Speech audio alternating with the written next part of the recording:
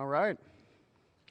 Tom Valone, I hardly know where to start with him in terms of introducing him. He's been around this field for a long time. He used to do a lot of different things, and he still does do a lot of different things, and it's really great to have him around because he's one of our greatest coordinators and correlators of information. He's president of Integrity Research Institute. He also edits the journal Future Energy and E-News. So he makes a great contribution now. In the past, he's invented several instruments. As a matter of fact, my first magnetic field meter that I used in my consulting practice I bought from him, and it was a very good meter. Really got a lot out of that for several years. And he's also invented a dental vapor ionizer and a static field Gauss meter, ELF spectrum analyzers, and several other things. He's taught at the State University of New York, Erie Community College, and he's also taught a number of other courses all over the place. But with his varied background, he's become one of our best speakers and one of the greatest experts on advanced technology in the world today. Tom Valone.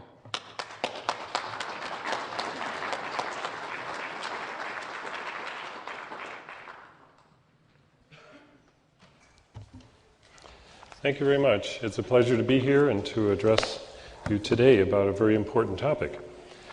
I'm hoping this is not too loud and we're getting feedback. Everyone can hear me okay? Good, good. I can tell by your silence that you're awake and alive and paying attention. Today we have a confluence of a lot of different encouraging signs that what I'm about to present to you has great significance. As Michael pointed out, some of us have been pursuing the field of alternative and emerging energy sciences for decades. I literally started in 1980 pursuing the Gravitational Field Conference in Germany. And from there, it became a habit. Every year, I'd look for something to give a talk at and learn more and correspond and write and so forth. So essentially, after 24 years at this, you kind of wonder if the word free energy is ever going to become acceptable or basically still shunned by the mainstream scientists and, of course, the government. But as I pointed out, we just today, this week, as a matter of fact, received some encouraging signs. And I will cite other ones in my presentation as well. But this one's hot off the press. Los Angeles Times, July 25th, 2004. The title of the article is Mining the Imagination for New Energy. Scientists call for a research blitz targeting extreme possibilities. Now, doesn't that sound like a fringe article from Extraordinary Technology? No, it's in the LA Times. And just to paraphrase to quote one of the leading paragraph sentences, which criticizes both the presidential candidates, for just looking at standard alternatives. They're writing in the journal Science, and Caldera and 17 other eminent American and Canadian scientists conclude that the only hope for solving the world's looming energy shortage is to consider things we've barely imagined. Hello, people are waking up. This is wonderful. They propose a research blitz of previously unimagined proportions, far beyond what any politician is currently suggesting, in search of entirely new carbon-free technologies. I think we should give them a hand if they were here, you know. But see what desperation does? You know, they start to look for things that perhaps might last more than 100 years. And of course, as we know, the oil industry is just about a 100-year lifespan. That's all we can expect, if at all. So let me give you another warm-up to the topic at hand. And to reference this, we've also had a presentation, I personally have given one called Understanding Zero-Point Energy, that's been actually reproduced as an article in many places, Infinite Energy Magazine, Explorer, and so forth. And that was in 1999, so that video is also available to introduce zero-point energy. Now, what is zero-point energy? I'm going to show you many different definitions, but let me quote Nikola Tesla. Many of us in this crowd know who Nikola Tesla was, and celebrate his greatness.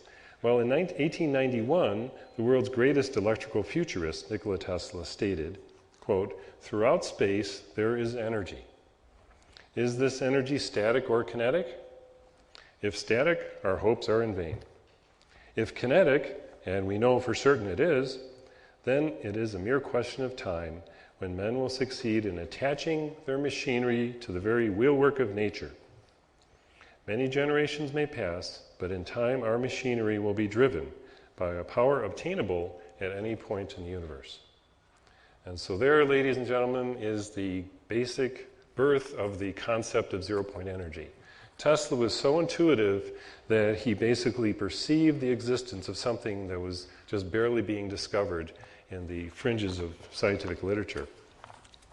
So let's begin our slides and start to discuss more in detail the actual definitions and information that will give you a basic understanding and also, I hope, an excitement for this field.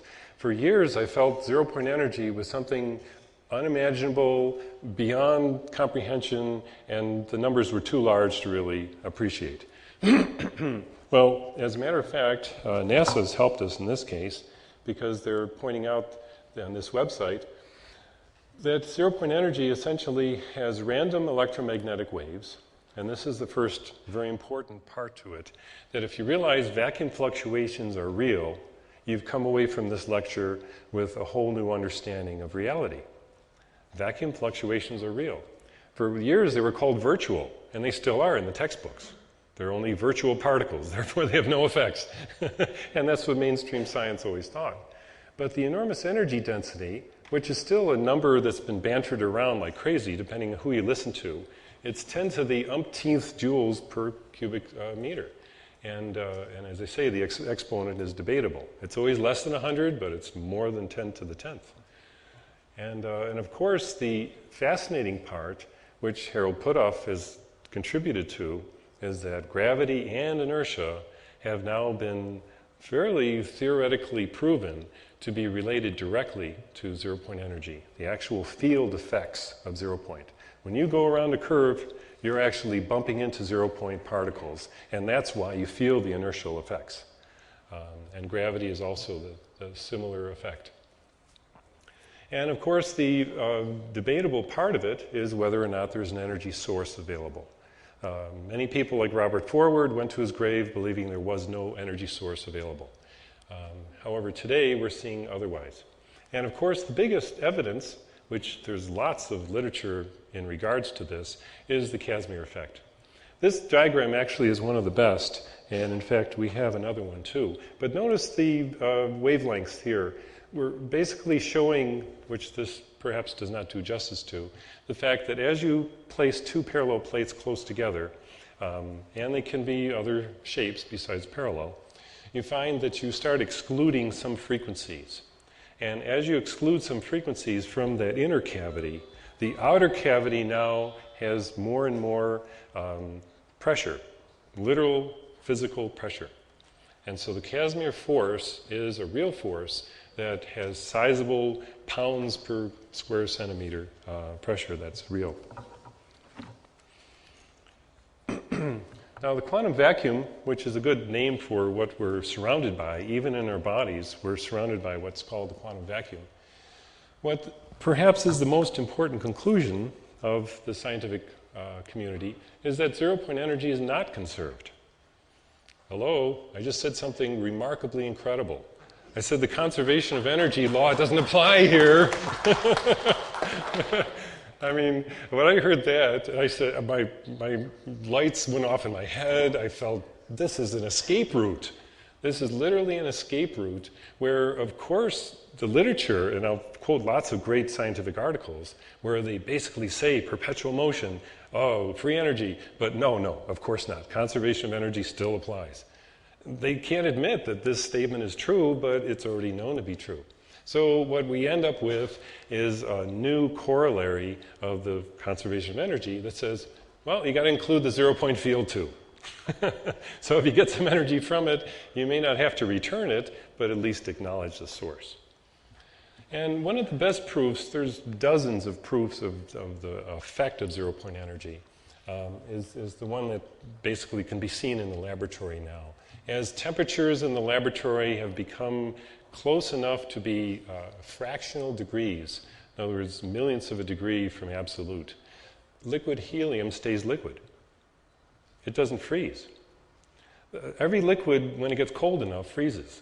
But something's keeping helium liquid, and that is zero-point energy. There's nothing else available at that temperature to provide energy. And that's what we find. The exciting part about it is that when you remove the temperature dependence, all of a sudden that's the only thing left. And of course, this diagram is the one that I was referring to before, is that normally we see an experimental proof that the Casimir force pushes. It pushes the plates together, and with tremendous force, with an exponential third power and fourth power as the distances change. Now, to illustrate, there's actually a diagram here that's drawn below it. This is supposed to be a cloud chamber picture. And one thing we have to acknowledge is that electron-positron pairs are coming out of the vacuum all the time. And what you see in this particular diagram, too, which is not well reproduced in the slide, is a picture of your local electron. Every electron normally has been pictured as a single, perhaps, ball, a sphere. But as a matter of fact, this is an electron that is a sphere, but it's dressed. And the dressing is all the activity buzzing around this electron that is literally attracted to the electrical gradient. And the electrical gradient is something that I'm very excited about, because in any transduction mode you see throughout nature, whether it's gravity gradient, temperature gradient, or magnetic gradient, which I'm exploring now, the gradient itself is how fast it changes over distance. And at this distance, which can be femtometers, 10 to the minus 15 meters, you get a tremendous gradient. It's so big that one particular article, which I cite in my feasibility study, points out that if the gradient's high enough, you'll get decay of the vacuum. The decay of the physical vacuum is actually an article from Scientific American describing this phenomenon. So locally around every electron, every positron, every proton, a charged particle, the gradient's high enough to break down the vacuum. And when you break down the vacuum, it means, just like Paul Dirac said, you get all these negative energy particles coming to life. They literally have enough energy to pop out of the Dirac sea. And this picture, this image of the Dirac sea penetrating, permeating everything, but having negative energy, is the new quantum mechanical, quantum field theory image of what reality consists of. It's no longer the 18th century image of empty space. See, in the 1700s, they thought the vacuum consisted of emptiness. That's where the word came from, vacuos and so forth. Vacuo is a Latin word, and it means to empty things. But they found that when you take out all the gas, there still was stuff there. And you take out the temperature, bring it down to absolute zero, there's still energy there. So this is an important consideration. So think of the fact that there's lots of activity going on in the vacuum, and this has also been regarded as what's called the quantum foam. Now, there wasn't much activity in this area of research up until 1997. And in 97, what we see, January 21st, in the New York Times, is that Dr. Lamoureux from Los Alamos Labs performed what he called the most intellectually satisfying experiment with 5% accuracy that proved the existence of the Casimir force for conductive plates. And at the time, this was regarded as they say, a theoretical interest, but the possibility of the universal vacuum might actually be a false vacuum is now becoming an understandable reality. It's no longer a possibility. it's real. And Lamoureux's experiment woke up a lot of physicists who were on the fence wanting to stay in the classical mode, you know. And of course, I keep talking about how quantum mechanics has been like that for years, proposing a new reality to people who want to just think of cause and effect, billiard ball Newtonian physics. Well, it's a new reality out there. Now, the surprising thing is, and I'll refer to this a little bit later, we've found that the galaxies are accelerating away from each other. In other words, there's a repulsive Casimir force on a macroscopic scale. That's a tremendous new discovery. And the existence of this phenomena in the laboratory has also been verified. In this particular experiment, there's many of them, but Physical Review Letters, volume 89, 2002, really has, I would say, several very interesting ways to control the Casimir force. And so what we find, for example, is that the magnetic susceptibility is important. There's also the large range of parameters that are involved. And of course, even for experimental purposes, the permittivity and permeability effectively give you the control in terms of the impedance. So when you're dealing with an experimental environment, in other words, trying to build a black box that works, you might want to consider, as we have for centuries, the concept of push-pull. And so far we've only got a push, but now we've got a pull. We've got something pulling apart, repelling the same things that originally were attracting it. And it's all due to the impedance within that container. And what we find, and this is very exciting to me, is that there are a number of experiments, and I'm only going to cite a few, but the rest are in the feasibility study. And they're also, this whole study, by the way, is actually on our website. We have a hard copy available, but I've posted the whole thing for public release. It's in Word. You can download it. It's about 180 pages, about 3 megs of memory. What's the website? integrityresearchinstitute.org. And it's very technical. I make no bones about that. But what I do this is also my PhD thesis, is I had to follow a form, which led me to do a literature study, a history of the phenomena. So you get built up from storytelling to technical information. So you can read along as much as you can, and then of course jump to the back of the book for the good stuff, the conclusions. And so that's what I'm giving you today are some of the very important conclusions. And this is also another very important conclusion here, is that as the temperature increases, the change of sign of the Casimir force changes. Now, why I emphasize these kind of controls is, as any engineer will know, once you know how to control the system, you can start imagining things that you can do to change one item and get a change in the other. If you want to force something to change and you know the temperature will do it, why not look at some temperature gradient as your input, and all of a sudden you get a Casimir force output. And that's exactly what scientists have done. And they've done it very creatively, as a matter of fact, as you'll see. Now here's one scientist who, as I say, just passed away about a year ago, who basically was a pioneer in this subject. We looked for years for journal articles like this, and I believe this was 1984. Yeah, I believe 1984. Physical Review B. And the important thing is Robert L. Forward, for years, looked at the edges of science to see what emerging technologies were possible. And what he proposed initially was this could be a vacuum fluctuation battery.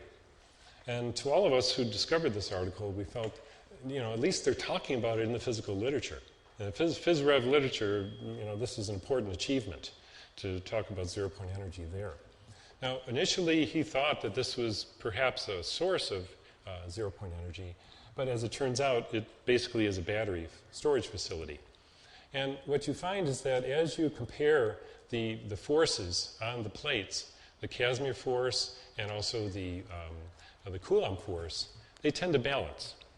And you can achieve a contraction of the spring when you pull charge out, and if you put in electrical current, then you stretch the spring a little bit.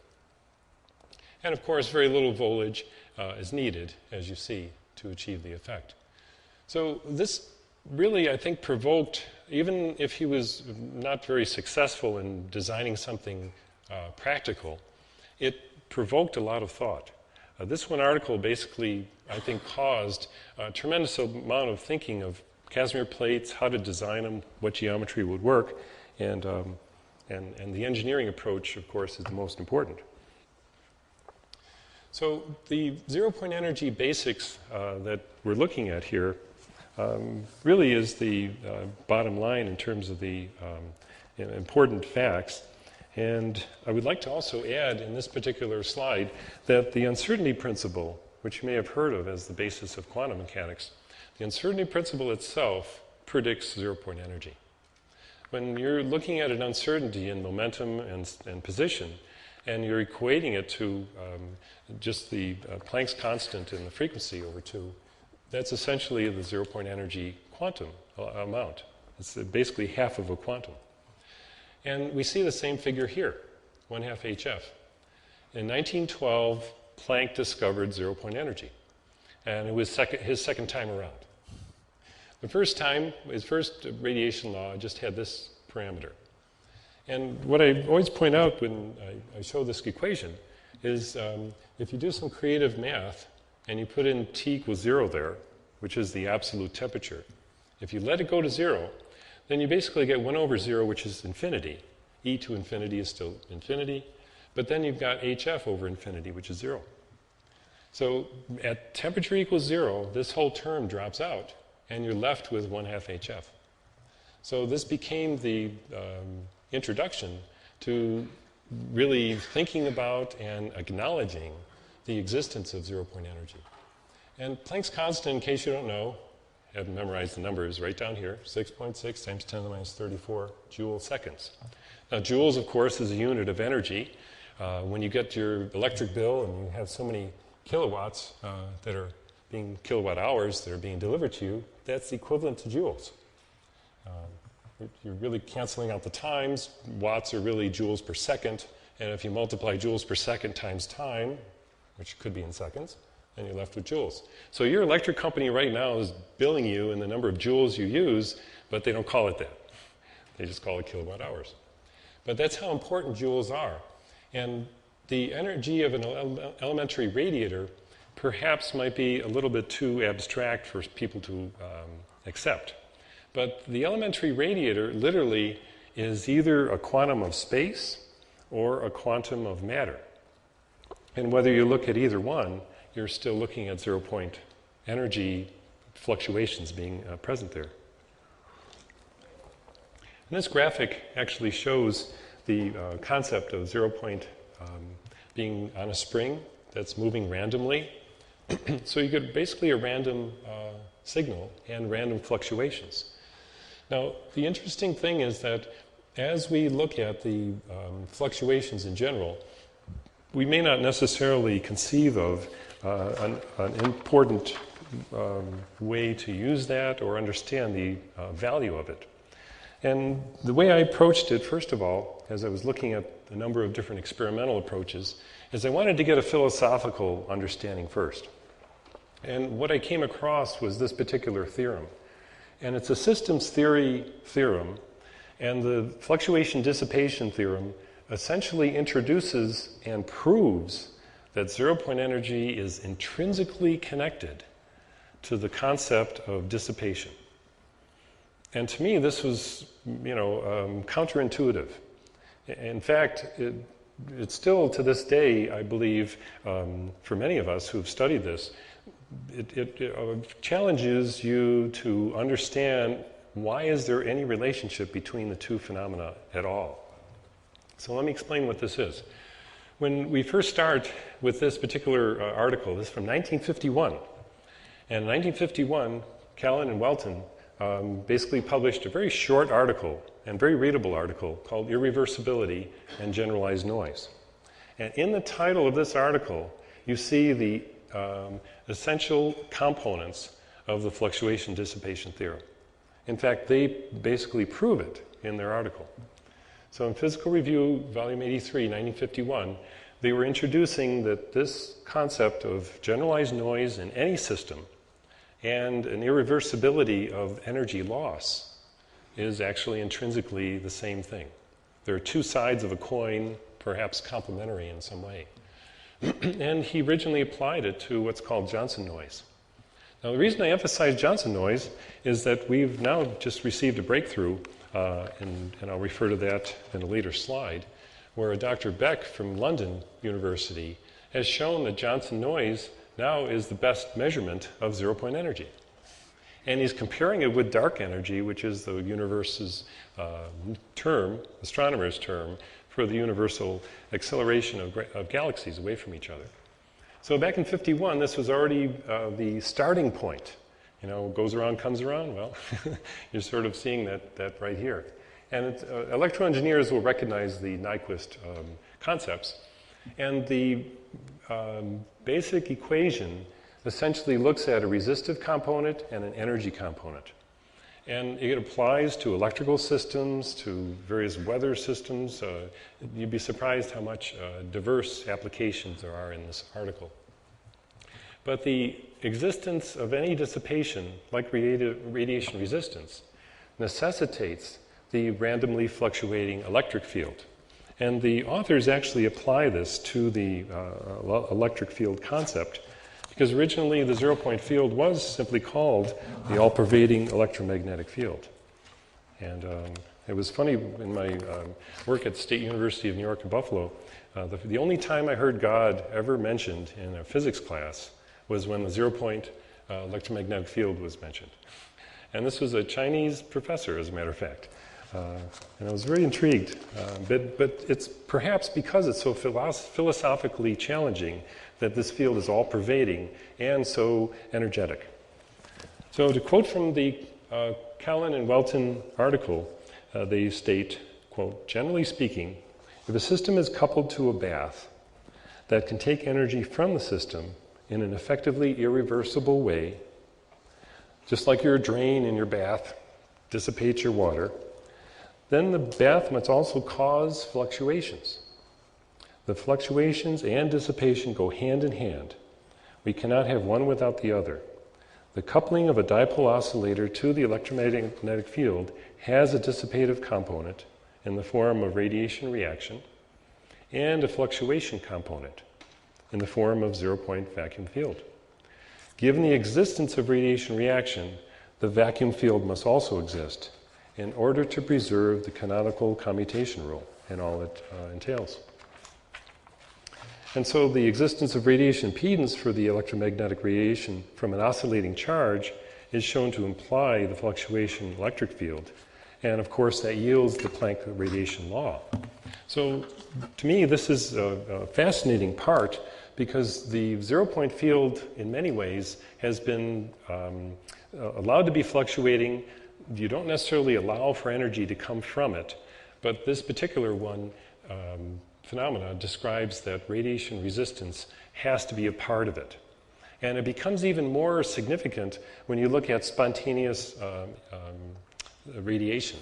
The spontaneous emission from any atom that's sitting there, many of us might know the difference in physics class, for example, even in high school physics, where they teach the basics of lasers and the laser operation. Well, as you look at the laser operation, you're looking at an inverted level, and you stimulate the electrons, and then they fall and give a light out. And it's coherent emission. Well, stimulated emission is one thing, but nature has also had spontaneous emission forever. In fact, everything that you're looking at right now has basically spontaneous emission. In other words, the atoms choose when they want to emit light. And even if they have an input of energy, there's a certain amount of uncertainty for the emission to take place. Well, as it turns out, it's been proven mathematically now that there's half and half sharing. Radiation reaction contributes half of that, and the zero-point field contributes the other half. So, without beating a dead horse, we've now got a very important fundamental understanding that the average concept of zero-point fields basically have this extra radiation reaction that's an integral part of it. And we discover many other phenomenal fields and related interesting applications for it, just from looking at the discoveries that are being made literally day by day. This particular one, as a matter of fact, is showing a practical application that's dealing with motion. And I was fascinated to read once again, as I warned you, that the standard literature is now catching up to the concepts that we're basically dealing with an emerging technology of energy that no longer can be attributed to being conventional. Dr. Fiegel is the inventor of this concept of applying motion from the zero-point vacuum. And it basically uses the polarization of the vacuum. Whenever you polarize something, you're introducing an electric field. And the electric field basically allows for a particular direction. A strong electric field and strong magnetic field, perpendicular, using Lenz's law, for example, Lorentz force, rather, would interpret and demand a velocity that's in the third axis, perpendicular to both of them. And that's exactly the way Dr. Fiegel proposes to get motion directly from the zero-point field. And presumably this would apply to charged particles, but he actually says in the literature that it applies to dielectric substances. And once again, we're looking at the free energy concept. This is Nature magazine that I'm quoting from. And in fact, it's a very recent Nature magazine as well. I might as well. Nature, February 2004. And it's called Movement from Nothing. Now the quote is, "The whole idea of getting movement from nothing sounds like a gift to advocates of the perpetual motion machines." Nature magazine, man. But there's nothing in Fiegel's theory that violates the fundamental laws of physics. So this doesn't provide a way to cheat the universe and get free energy. You know, we're a threat to the establishment, I guess. But really what he's saying there isn't true, because Fiegel is cheating the universe and getting free energy, but he's doing it in a way that's allowable. And that's really what we're all about, is to find ways that you can cheat, maneuver the rules, and as I'll show you, even perpetual motion's now crumbling. 2 out of 3 correlates of the perpetual motion rules are now being violated. And so here we're looking at 50 microns per second. It's actually several centimeters per hour. It really applies to nanotechnology. And what I find is that nanotechnology is a huge field. I've attended one of the industrial meetings at a legal firm that hosts these monthly, and there's lots of entrepreneurs who are just begging to invest in nanotechnology, because they're seeing it as the wave of the future. We're going to have nanobots everywhere. You know, go see iRobot if you want to get an image of what macroscopic things could happen. But microscopic things are already happening. And what I find very disturbing is that the nanotechnology field is expanding. There's lots of little motors that work just from molecular machines, and yet they have no way to power them. I attended a AAAS meeting just 3 years ago, 2001, and the nanotechnology workshop from IBM, the IBM crew was there, they had a press conference as well, and their nanotechnology lab was basically looking for a nanodiode. And that was 3 years ago. So what I find fascinating is that they haven't found their technology, but of course they're still building their motors. And it reminds me of one of the cartoons I saw where supposedly it was on a restaurant table that they were describing a person building a wooden motorcycle, but it didn't have a motor. But he was predicting that he would be able to power it someday, and then he could actually, he invented the motorcycle without a motor, you know. And that's exactly what the IBM and other nanotechnology labs have done. They have motors without the power. But what we're finding is that other physicists are offering the technology that they can marry with nanotech and basically get self-running devices. So Fiegel is the first one to use zero-point energy to satisfy energy conservation. And I salute him for doing that, because it's always a manipulation of words. When you deal with something so fundamental that's continually in motion, has a sea of energy, and yet you're somehow saying, oh, we can't use that, you know. So the application of the laws and explaining how zero-point energy can be biased, That's what these electric and magnetic fields do, is bias the vacuum so it can only move and oscillate and randomly fluctuate just in one direction. And then he basically biases the blue and red arrows so he gets simply one direction all. In fact, this is the momentum difference for a dielectric material. And we're talking about, for the scientific crowd, the 100 kilovolts per meter, which is not tremendously high, and also 17 Tesla, or about 170 kilogauss.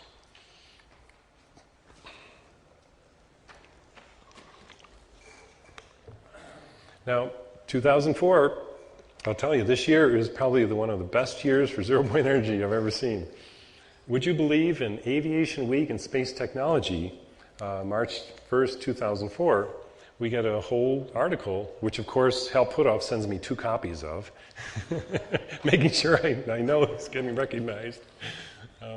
That's the only time I hear from Hal Puthoff, when he's got a new publication that says how great he is. But here's the subtitle for Zero-Point Energy Emerges, and maybe the key to deep space travel. Now, I've already shown you one experiment that's proposing a way to induce motion on a subatomic or nanotechnology scale.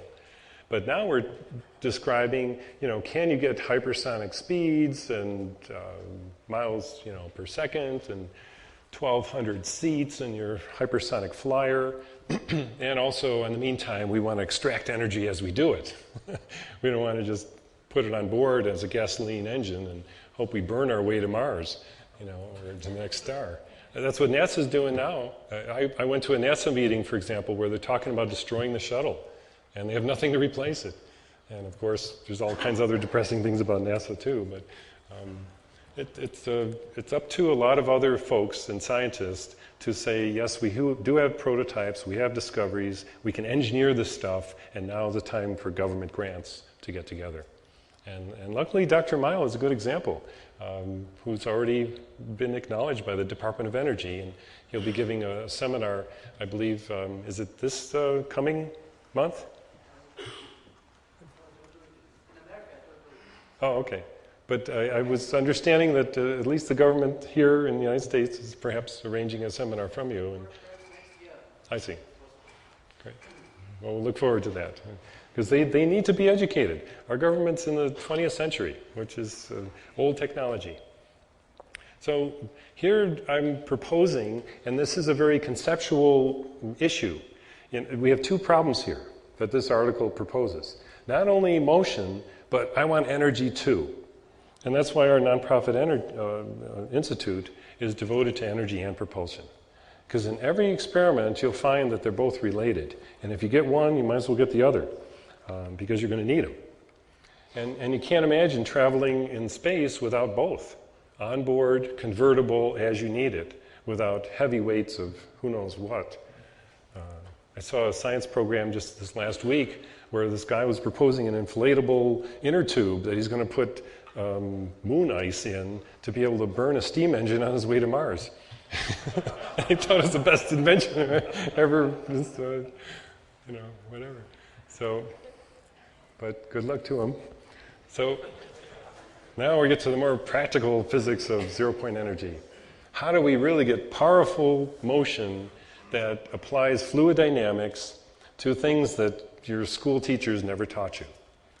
My stepson says that his physics professors elucidate the physics that he learns. And I said, did they tell you about quantum entanglement or quantum teleportation? No. So the elucidation process is definitely needed here. Hydrodynamic model of vehicle interactions with a zero-point field. Now that's a mouthful, but hydrodynamic is basically fluid dynamics. Let's look at sound. If we look at subsonic sound, subsonic flight, for years the speed of sound basically was a barrier. It was treated as a barrier. Nobody ever thought you could break the barrier. Even Chuck Yeager was worried when he got into his flight path to break the sound barrier. But the strange thing is, if you look at the drag and you plot it as a ratio of velocity over your speed limit, which c here represents the speed of sound, you get a nice curve whose equation matches exactly what we're faced right now exactly the same equation for superluminal or subluminal flight. Right now we're in the subluminal flight mode. Every textbook on relativity tells you, this is what you memorize, this is your speed limit, and you can't go faster than the speed of light. Nothing can go faster than the speed of light. And of course then there's another equation which describes the drag constant. And you get the same type of buildup in the fluid medium that you do for sound. And this to me also was very fascinating because this equation here, if you can't read it too well, is also reproduced over here. And once again, we're looking at permeability and permittivity. Now, as we look back on the previous slide, which I might as well, since I've got lots of time here, is to go back a few slides here. Whoops. Maybe I won't go back. Okay, good. I'm stuck with a little arrow here that I'm not sure what it means. Well, I tried to go back and I shouldn't have. Help. Just if you can remove that little gray box there because I'm actually pointing to it. Oh, I got it. This toggles it from a mouse Okay. to a page up, page down. Okay. So page advance, page read. Now you got Okay. it. You can. I'll stay where I am. This is good enough. But previously we did mention that the temperature dependence and impedance was directly related to permittivity and permeability. And now we're seeing it once again pop up as a very important parameter. Now the Lorentz force compared to the zero-point field, this is actually an outgrowth of Puthoff's work. Puthoff's work is now being applied to this particular experiment. And Einstein-Hopf drag is exactly the analog in the light mode, as you see with the aerodynamic drag in the sound mode. And so what is exciting to me is that when you talk to people at the DOE, for example, Dave Hamilton, who runs an electromagnetic talking group, a very interesting scientific exchange group, which is mostly internet-based, you find them talking a lot, even as the Bearden group does as well, on non-abelian electromagnetic fields. And essentially that mouthful basically describes a non-commutating field. In other words, if you multiply A times B, it's not equal to B times A. And if you allow that non-commutation to apply, you get a whole new physics. And that little change means that order is important as you apply fields and as they're multiplied. And also, of course, the other important thing here is the toroid. Fronig's work basically was at the Joint Propulsion Conference just a couple of years ago, 2002. And that number is 3925. So this paper is actually available from AIAA, and there's a library also that gives you hard copies or soft copies. And there's also some description of it too, but let me just skip ahead to the next slide and show you a picture of how it works. Oops. There we go, one more. Here's the Fronig's concept of the superluminal saucer. And let's see if I can point out a nice, interesting quote that he points out too. The non-abelian analog basically allows for the forces, essentially the resistance representation R can be changed by surrounding the saucer-shaped starship with a toroidal electromagnetic field that distorts and perturbs the vacuum sufficiently to affect its permeability and permittivity. The vacuum perturbations are simulated by fluid field perturbations that result in the percentage change of the disturbance that basically allows for a big improvement and a reduction in the drag. And this is probably the most important part. In other words, so far, whenever we've considered moving through a vacuum or moving through a medium, you're always concerned with how the medium interacts with the vehicle. So far, as I explained before, the vacuum is treated as an empty vessel. So we never think of the vacuum as resistance. But inertia proves that we do have resistance, and even gravitational forces also show that. So what Fronig did here was to apply the fluid dynamics laws and perturb the vacuum with a toroidal electromagnetic field. And for those of you who are not familiar, a toroid simply is taking like a solenoid, a coil of wire, and winding it together to form a donut. So as you form the donut, the magnetic field's inside internally, and the A field, if the donut's, say, in my hand, the A field, the vector potential, is vertical. And it's a very unique field. There's lots of properties of the vector potential. And here's another good example. And if we allow for the temperature to basically approach absolute zero, wouldn't you know the nice coincidence is that the outer space temperature is around 3 degrees, absolute zero. So we have a very convenient enhancement of this phenomena by going out into space, which we cannot get when we're close to Earth. And of course, you get this accelerating recoil. And the other special bonus is it transfers energy from the ZP field as well. And that's perhaps the most surprising conclusion, is that you not only get this motional effect of force, unidirectional force, which he's trying to show here. This is actually a 1 over, it's a minus, so we're seeing a reduction on both sides. And so the vehicle is being pushed in one direction based on the negative perturbation of the vacuum field. So far this is in the conceptual mode, but the nice thing is the physics has provoked enough people to consider putting it in the experimental mode. Now another experiment that is perhaps, nothing can get physicists more irritated and upset than basically say that we can get energy from a single heat bath and we don't need a temperature difference. Because what they basically think is that you're violating the second law of thermodynamics. Well, as a matter of fact, they are violating the second law of thermodynamics. And it's been in Science magazine in 2003, just last year. And it's also providing a lot of controversy. And of course, this is a big pillar of defense that's being collapsed now. And it caused a lot of exchange of letters and responses to the editor as well. And in fact, let me read the little description. And this is from a similar author who actually predated Scully's work, and he describes even more of the violation details.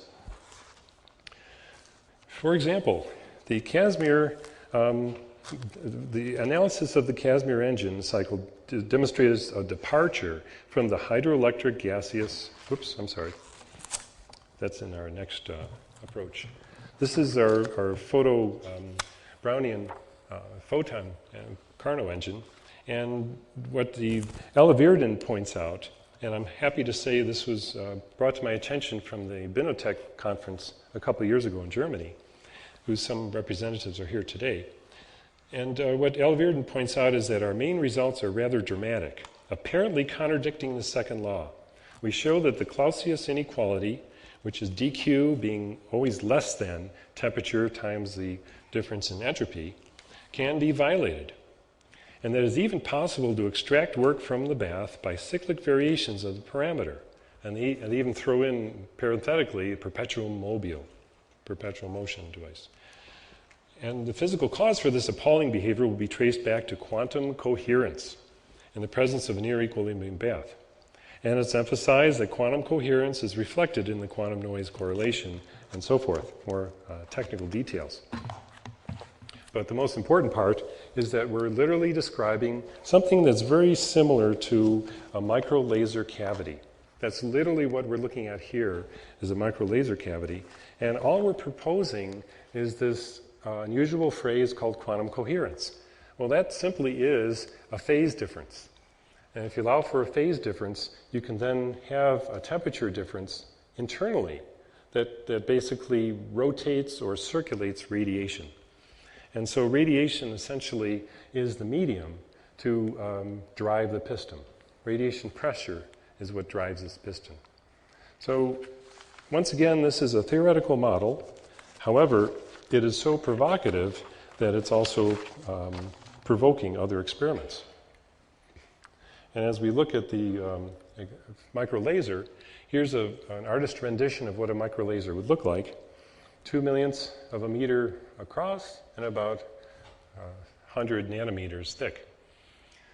And these microlasers basically achieve the lasing without an inversion.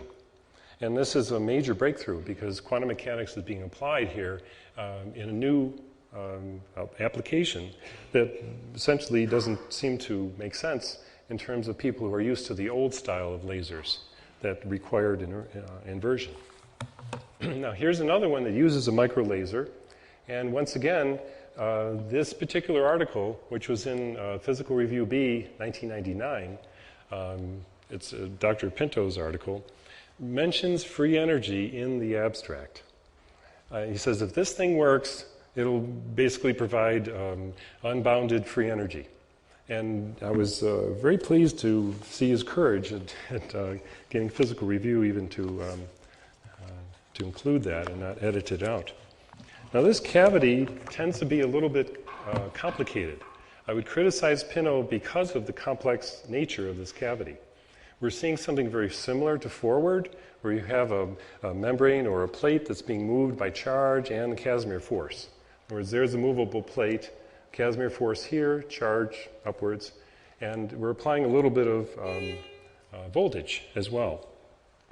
Now the trick here is, and this is a zero-point energy trick, you discover these in the literature, and of course Pinto is now using one of them. The trick is that as you turn on your micro laser, you change the dielectric properties of the surface and instantly increase the Casimir force. Just turn a light on and you get a bigger force. Hello, free energy? Pinto probably couldn't sleep for a few days after he discovered that. And just changing the dielectric properties, all of a sudden the Casimir force gets bigger and pushes this thing upwards just because this little light went on. So this is literally the entire secret to his whole, I think it's a 15-page article, is that altering the physical parameters therefore changes the total work done, and it's unique to the quantum world. You can't do this in the macroscopic world. You have to do it on the microscopic, nano size invention. And of course, this also involves the radiation of virtual particles. And of course, even as you do the thermodynamic closed paths, the total force does not vanish. So you are getting energy out. Now, how much energy out?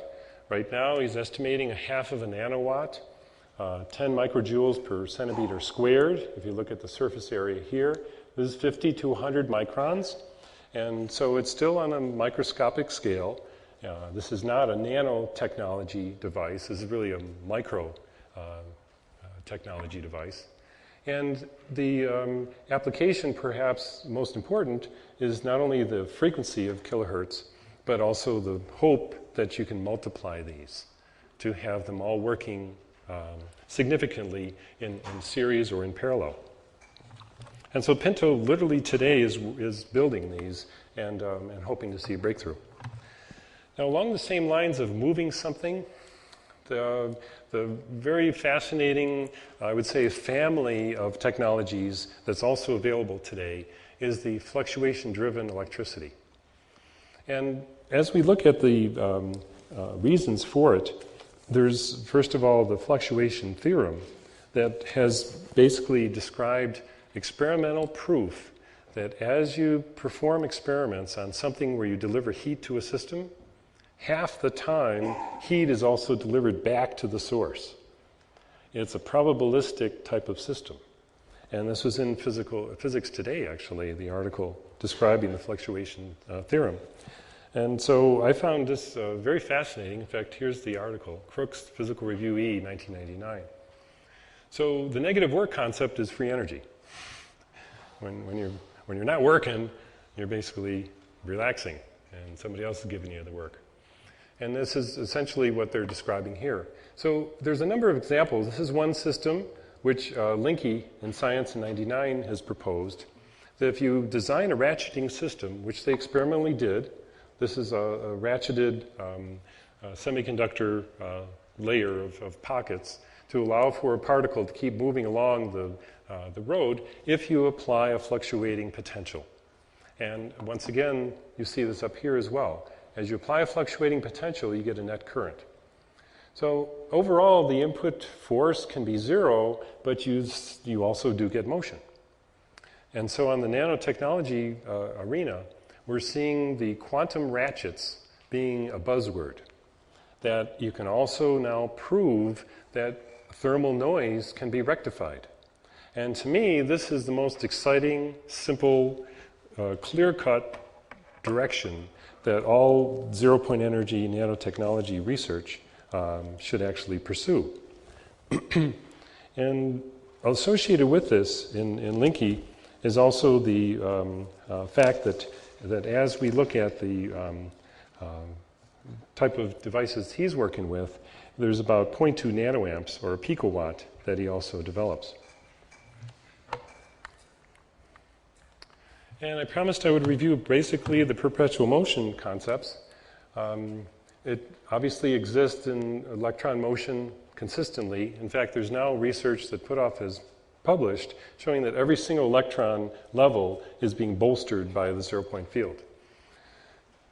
And right now, we basically already have perpetual motion devices of the second kind, where, for example, in laboratories for over 10 years, a superconducting current has circulated with no need to add extra energy. And this has also baffled the industry because they always thought they'd have to get rechargers for the NMR units, the MRI it's now called, for units. So this is completely converting energy from one source to another, and we're thinking that that would be the violation. Actually, this is the third kind, I'm sorry, where it continually moves forward in one direction. And what we're finding is the second law is now being eroded by a couple of the inventions I showed you, especially when you're dealing with the steam temperature. And the conservation of energy, which basically is the perpetual motion law of the first kind, is being violated, but you have to account for the zero-point field as a source of energy. And so in 1998, the big buzzword was the universe is accelerating, and Einstein was right. The cosmological constant should have been included in the general relativity equations. And yet he took it out. So originally in this article, they actually talked about zero-point energy being the source of the problem, why the galaxies were expanding. However, as time went by, the astronomers decided to change their language and call it dark energy. And I've been at more than one conference where I keep asking them, why are you calling it dark energy? There's no such thing. You know, it's zero-point energy. And they said, well, we wanted to keep it vague. You know. Let's confuse the issue. That's scientific method, all right? Yeah. So in a wonderful, courageous attempt to bring this diversity or divestiture back into the fold of physics, we just have July 8th, 2004, Nature magazine reporting on Dr. Beck from London University. And this is the only source right now of this article. But this reference actually is repeated, and it will be in my future Energy e-news as well. If you're interested in getting on the email list, just let us know. And what this gentleman has done, the scientist has pointed out, is as you recall the previous equation I showed you from Planck's second law, the interesting thing is that without the zero-point energy term, you basically would have the dotted line approach. But with the zero-point field, you'd have all of these paths for the spectral density. And the interesting thing is the spectral density in Josephson junctions, which is basically a noise-driven system, which allows for tunneling in superconductors, turns out to follow the graph that includes zero-point energy.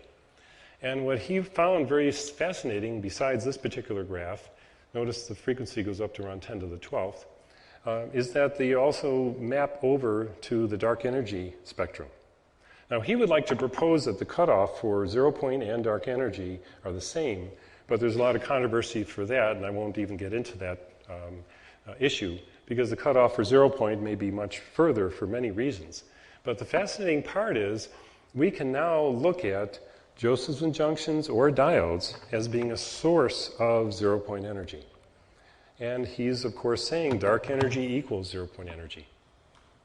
So what do you do with the number of different fluctuating systems if you know that the thermal energy really is no use, or the non-thermal energy is really no use if it goes in both directions? Well, electrical engineers like us basically want to use a diode and force it to go in one direction only. And so a thermoelectric noise, it's called, you find quantum noise, non-thermal noise, but basically in any circuit, when you get to the lowest level possible, you get a mixture of both, especially if you're at any temperature above absolute zero. And these three patents I would recommend is perhaps the most significant discoveries that have been patented in this field. For example, metal-to-metal diodes, if you study this Brown patent, 3890161, that'll give you a really good estimation of the engineering approach to applying sheets of metal-to-metal diodes, which basically have very low forward drop and the potential for the application. The Yater patent I'm not that excited about because he has to use a battery to get the thing working. So even though I analyze it in my feasibility study, I'm not recommending it. However, the Capasso patent, which is an AT&T patent, 4704622, is a very solid zero-point energy tunneling diode patent. And what's fascinating about Capasso is he actually acknowledges zero-point tunneling is the only source of activity for that diode. This, to me, was the best patent you could ask for to verify the fact that ZPE is real. Here's a physical device that doesn't work if zero-point energy doesn't exist.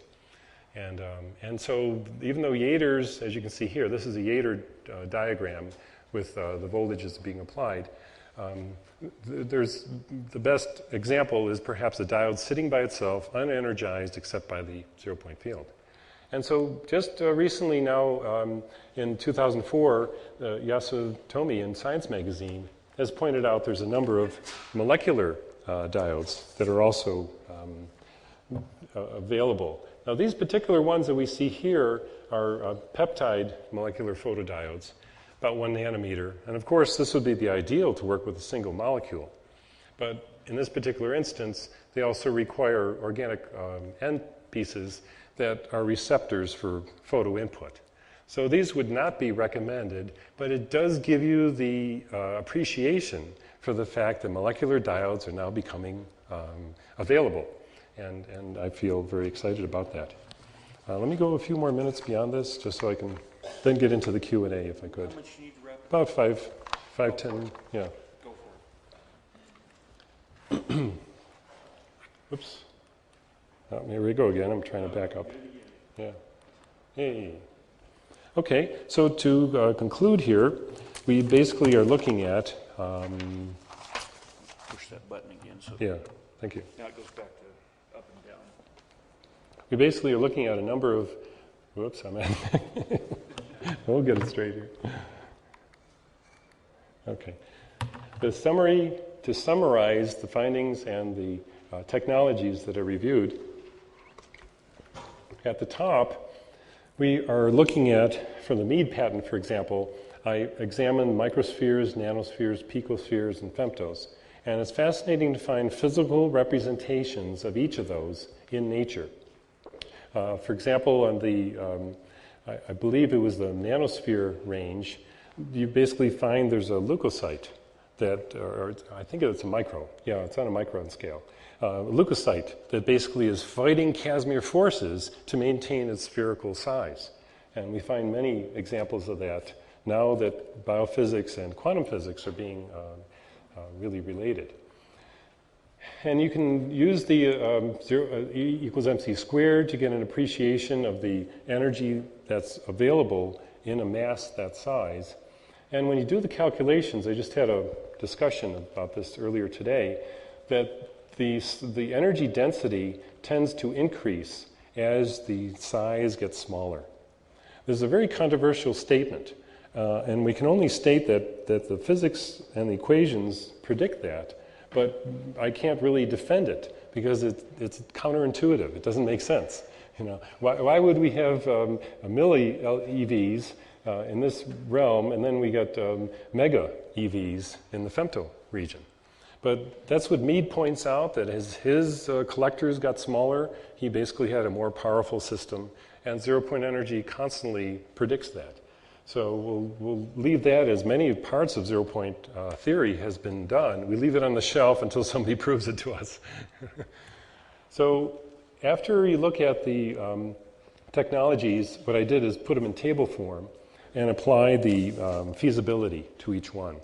The feasibility of the electromagnetic spheres, where you focus, I didn't even tell you about focusing. You can actually focus zero-point energy to a particular area. Just like a parabolic dish does, you can do the same with ZPE, which is also gets you thinking, a lot of ideas of increasing effects. These are moderately feasible. I would even see poor. I apply a poor feasibility to these, just because of a number of extenuating circumstances that are involved. The mechanical approaches, which we talked about a few of them, for example, Pinto's approach and several others that involve mechanical systems that move and try to use the Casimir force. There are several, in fact, more than a half a dozen mechanisms where you can get Casimir forces to repel or Casimir forces to attract by changing the magnetic field, the temperature, the permeability, and the impedance, as we pointed out, and the dielectric constant by illumination. So all of those try to apply it, including spatial squeezing and so forth. But together, all of those are moderate feasibility. The highest rating, or I would say high rating, would be applied to the fluididynamic approach for many reasons, but there are 3 different ones that apply fluid dynamics. And this to me is very exciting because all of a sudden we see an approach of motion. And receiving motion from the zero-point field is certainly everyone's dream, to get to the stars, of course.